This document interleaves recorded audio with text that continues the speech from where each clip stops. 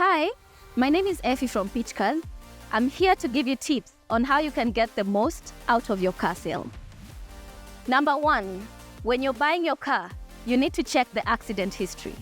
This is important for your own safety, and also when you're selling your car, it doesn't reduce the value.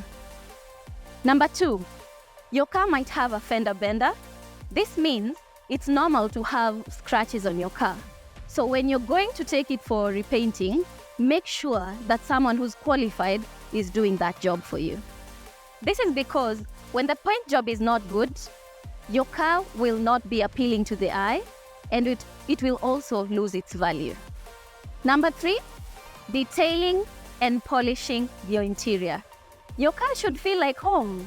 You spend most hours in your car, so your car should be clean and the environment should also be conducive. Number 4, when you're getting your car fixed, make sure you get the parts from an authorized dealer. Remember, cheap is expensive.